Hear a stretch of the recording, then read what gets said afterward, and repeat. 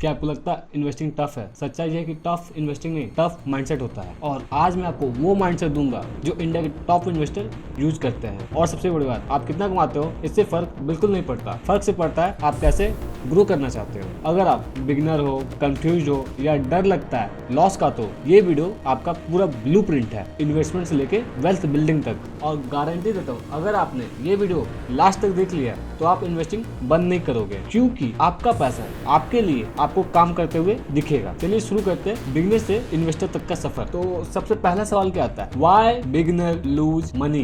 Beginners पैसा इसलिए खोते हैं क्योंकि वो विदाउट नॉलेज इन्वेस्टिंग करते हैं। चलो अगर इन्वेस्टिंग कर भी दिया तो डर की वजह से मार्केट छोड़ देते हैं। बिना मार्केट ट्रेंड समझे हुए वो उस ट्रेंड में गोता लगा देते हैं और पैसेंस भी नहीं रखते हैं। उन्हें सीखने से ज्यादा कमाने की जल्दी होती है। अगर बिगिनर्स सिर्फ इन्हीं चीज को कंट्रोल कर लेना तो तकरीबन 75% लॉसेस खुद ब खुद रुक जाएगा। सपोज डेट, मान लो कि एक बंदा रवि है जिसने 10,000 शेयर मार्केट में इन्वेस्ट करा। जैसे ही 10% मार्केट गिरा वो बंदा पैनिक होने लगा। पैनिक होकर उसने स्टॉक्स को लॉस में बेच दिया। अगर रवि ने वेट करी होती एटलीस्ट नेक्स्ट 1 ईयर तक की तो तकरीबन उसको लॉस तो नहीं होता, एटलीस्ट प्रॉफिट जरूर होता उसको। तो मान लो कि 10% उसने लॉस कर दिया। अगर उसने 1 ईयर वेट करा होता तो वही 20% का उसको इंक्रीमेंट आ जाता उसके शेयर में। कितना उसको प्रॉफिट होता? 10,000 में 10% का लॉस 9,000 में 20% का प्रॉफिट 1,800, तो 10,800, तो 10,800, मतलब 800 का उसको प्रॉफिट होता। तो उसको लॉस नहीं, ओवरऑल 800 रुपए का प्रॉफिट होता। तो एक चीज आप जनरलाइज कर सकते हो कि short term reaction equal to long term damage. दूसरा क्या है? The 3 second rule of investing. अगर आप कोई भी डिसीजन 3 सेकंड में ले रहे हो तो या तो वो फोमो है या डर है या फिर ईगो से ले रहे हो। तो 3 सेकंड में डिसीजन नहीं लेना है।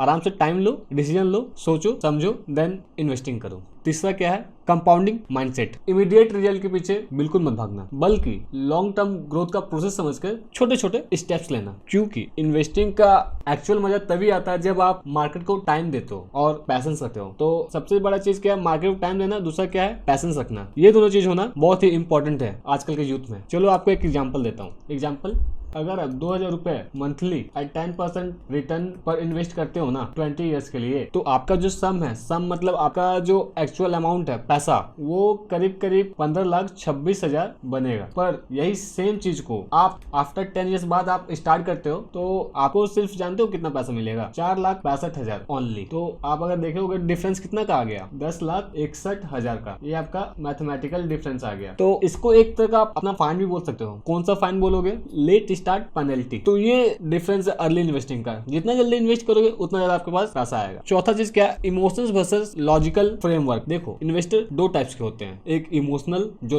लॉस से डरता है, दूसरा जो हमेशा डेटा पर डिसीजन लेता है। तो अगर आप मोटा मोटा मानोगे तो logical investor equal to successful investor. मैं ट्रेडर की बात नहीं कर रहा, मैं एक इन्वेस्टर की बात कर रहा। पांचवा क्या है? What is investing. तो इन्वेस्टिंग होता क्या है? अपने पैसों को ऐसी जगह लगाना जहां वो टाइम के साथ ग्रो हो और फ्यूचर में झोली भर भर के आपको ज्यादा पैसा मिले। और ये जो ग्रोथ है आपको कहीं नॉर्मली बैंक अकाउंट में रखने से ये सब नहीं आएगा। ये ग्रोथ आपको एक अच्छी इंटरेस्ट, रेंट, डिविडेंड या फिर एसेट के वैल्यू बढ़ने से आ सकती है। एसेट जैसे equity, index fund, mutual fund, bonds. छठा क्या है? Why investing is necessary. पहला, पैसे की वैल्यू टाइम के साथ धीरे धीरे गिरती है, जिसे हम लोकल लैंग्वेज में इन्फ्लेशन भी बोलते हैं, महंगाई भी बोलते हैं। आज जो आपको चॉकलेट 100 रुपए मिल रहा है ना, उसी का नेक्स्ट स्टेज आपको शायद 110 रुपए लगे, 105 रुपए लगे, 103 रुपए लगे। और अगर आपका पैसा बैंक में पड़ा रहा तो उसकी वैल्यू कम होते रहेगी। तो इन्वेस्टिंग पैसों को इन्फ्लेशन से लड़ने की एक पावर देती है। दूसरा क्या है? सेविंग से कभी वेल्थ नहीं बनती। तो आप बोलोगे मैं सेविंग्स कर रहा हूँ और वेल्थ बना लूँ, एक अच्छा वेल्थ बना लूंगा। बिल्कुल भी ये भ्रम में मत जीना। सेविंग्स क्या है? पैसा रखना। इन्वेस्टिंग क्या है? पैसा को एक डायरेक्शन देना, पैसा बढ़ाना। अगर आप सिर्फ सेविंग्स करोगे तो पैसा आपका बहुत ही स्लो ग्रो करेगा, और इन्वेस्टिंग करोगे तो आपको अपने पैसों में एक्सपोनेंशियल ग्रोथ देखने को मिलेगा। तीसरा क्या है? इन्वेस्टिंग से एक पैसिव इनकम बनती है। आप सो रहे फिर भी आपके लिए आपका पैसा काम कर रहा है। आप ट्रेवल कर रहे हो फिर भी आपकी इन्वेस्टिंग आपको एक इनकम दे रही है। आप जॉब चेंज करोगे, जो आपने इन्वेस्टमेंट करा है वो स्टेबल रहेगा।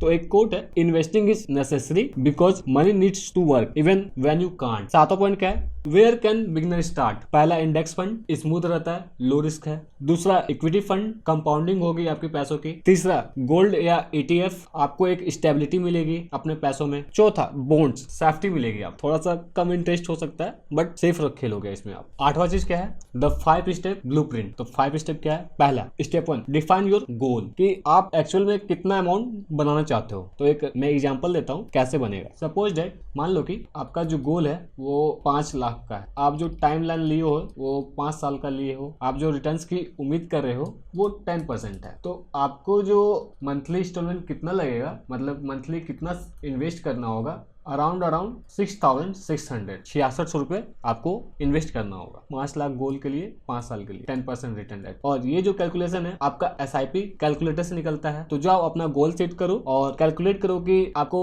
अप्रोक्स कितना मंथली इंस्टॉलमेंट लगेगा। अगर आपका गोल क्लियर नहीं होगा ना तो आपकी जो इन्वेस्टमेंट चॉइस है वो भी गलत होगी। स्टेप 2 क्या है? Risk profile test. देखो हर किसी का रिस्क टेकिंग कैपेबिलिटी अलग अलग होती है, ठीक है। तो सबसे पहले आप अपना रिस्क डिसाइड करो कि आप एक्चुअल में कितना रिस्क ले सकते हो। तो low risk portfolio debt plus gold, medium risk portfolio index fund, high risk portfolio के लिए इक्विटी फंड्स और वेरी हाई रिस्क पोर्टफोलियो के लिए डायरेक्ट आप स्टॉक मार्केट या शेयर मार्केट में इन्वेस्ट करो। अगर आप drop and down roller coaster से डरते हो ना तो आप स्टॉक मार्केट में इन्वेस्ट मत करना। तो हाई रिस्क पोर्टफोलियो आपके लिए बिल्कुल भी नहीं है। जब आपको drop and down roller coaster की धीरे धीरे आदत लग जाएगी देन धीरे धीरे आप हाई रिस्क पोर्टफोलियो को भी कैच कर सकते हो। तीसरा स्टेप क्या है? Asset selection. यहाँ पे भी लोग बहुत ज्यादा गलती करते हैं। एसेट चूज करते वक्त ये 3 चीज आपको ध्यान में रखनी चाहिए: रिटर्न, रिस्क, स्टेबिलिटी। अगर आप गूगल पे जाकर सर्च करोगे तो इंडेक्स फंड का 15 ईयर एवरेज रिटर्न देखोगे तो 11 से 12%, इक्विटी फंड्स का 10 ईयर एवरेज 12 से 16% है और गोल्ड का 10 ईयर एवरेज 12 से 14% है। तो आप अपने अकॉर्डिंग अपना पोर्टफोलियो बैलेंस कर सकते हो। इतना सारा चीज आपके पास है, मतलब कि एक बास्केट है, उस बास्केट में आपको क्या क्या उठाना है वो आप पे डिपेंड करता है। आप कैसे उठाते हो, कैसे उस चीज को यूज करते हो वो आप पे डिपेंड। Step 4, portfolio allocation. तो बिगिनर्स के लिए बेस्ट स्टार्टिंग पॉइंट क्या है? बिगिनर्स 50% अपना जो पैसा है वो इंडेक्स फंड में डाल सकते हैं, 30% इक्विटी फंड में, 10% गोल्ड ETFs में और जो बाकी 10% रेस्ट बचा हुआ वो बॉन्ड्स या रिट्स में डाल सके। वो एक एग्जांपल ही देता हूँ आपको। मान चलो आप कुछ X अमाउंट आपकी सैलरी है या आपकी अर्निंग हो रही है और आपने सोचा कि मैं यार 5000 एटलीस्ट मंथली का इन्वेस्ट करूं, तो वो कैसे करूं, किस किस सेक्टर में करूं? 5000 मंथली इन्वेस्ट करना चाहते हो तो आप क्या करोगे? इंडेक्स फंड में 2500 डाल दोगे, इक्विटी फंड में आप 1500 डाल दोगे, गोल्ड्स में आप 500 डाल दोगे, बॉन्ड्स या रिट्स में आप 500 डाल दोगे। तो ये अपने अकॉर्डिंग आप बैलेंस कर सकते हो कि किस में कितना डालना है। तो स्टेप 5 क्या है? जैसे मैंने बोला बैलेंस कर सकते हो, तो वही रीबैलेंसिंग। ईयर एंड में चेक करो कि अगर इक्विटी ज्यादा बढ़ गया है तो थोड़ा इक्विटी को सेल करके इंडेक्स फंड में डाल दो। इससे फायदा यही होगा कि आपका जो रिस्क है वो स्टेबल रहेगा। 9th पॉइंट क्या है? Wealth creation. कैसे क्रिएट करें? तो 3 तरीके हैं, वैसे तरीके तो बहुत सारे, जो इंपॉर्टेंस है वो मैं बता रहा हूँ आपको, और भी होंगे तो मेरे को बताना, मैं उस पर वीडियो बनाऊंगा। The wealth triangle. अब ये चीज क्या होती है द वेल्थ ट्राइंगल? तो वेल्थ ये 3 चीजों से बनती है। पहला टाइम, दूसरा रेट ऑफ रिटर्न, तीसरा कंसिस्टेंसी। तो जैसा कि आपको बोला कि time, rate of return, consistency. तो मान चलो आप 3000 पर मंथ इन्वेस्ट करते हो एट 12% रेट ऑफ रिटर्न। तो रेट ऑफ रिटर्न भी देख लिया आपने, टाइम भी निकाल रहा आपने, कंसिस्टेंसी भी। तो 10 ईयर के लिए आपने इन्वेस्ट करा तो टाइम निकल गया आपका, कंसिस्टेंसी तो ऑलरेडी आ गया। तो ये जो आपका पैसा बनेगा वो 6.9 लाख बनेगा। 20 ईयर के लिए आपने इन्वेस्ट करा 23 लाख बन जाएगा आपका पैसा। और 30 ईयर्स के लिए आपने इन्वेस्ट करा ना तो 25 लाख आपके पास एक मोटा पैसा, एक मोटा रकम होगा। तो एक्चुअल में यही है कंपाउंडिंग का एक्सप्लोजिव जोन, अदरवाइज ये और कुछ नहीं है। आप कंपाउंडिंग सीखो, बहुत अच्छी चीज है। दूसरा क्या है? The rule of 72। ये एक बड़ा ही मजेदार मेथड है। इसको पुराने टाइम में यूज किया जाता है, जब बैंक वाले के पास कैलकुलेटर नहीं होता था तो वो इस मेथड को यूज किया करते थे। देखो कस्टमर आएगा तो उनको पता चलना चाहिए ना कि कैसे कैलकुलेट किया जाए, मतलब कि कस्टमर तो रुकेगा नहीं, टाइम है नहीं उसके बाद, तो वो तुरंत बताते थे कि आपका पैसा कितने दिन में डबल हो जाएगा। इसमें क्या करते हैं ना बैंक वाले, रिटर्न परसेंटेज को 72 से डिवाइड करते हैं। मान चलो आपको 12% rate of interest every year मिल रहा है, तो वो क्या करेंगे 72/12 कर देंगे इक्वल टू ये निकाल देंगे 6 ईयर। तो आप देखो कि आप जितना पैसा 12% में आप इन्वेस्ट कर रहे हो एट CI, आपको वो 6 साल में पैसा डबल हो जाएगा। आप बोले कैसे, तो बताता हूँ कैसे होगा। सपोज आपने 1 लाख इन्वेस्ट करा, तो 1 लाख में कितना सुनना होता है, 5 सुनना होता है, 12% रिटर्न पे। फर्स्ट ईयर क्या हो जाएगा, 1,12,000। फिर 12% में आपने इन्वेस्ट करा या फर्स्ट, तो सेकंड ईयर क्या हो जाएगा, 1,25,440 रुपए सेकंड ईयर हो जाएगा।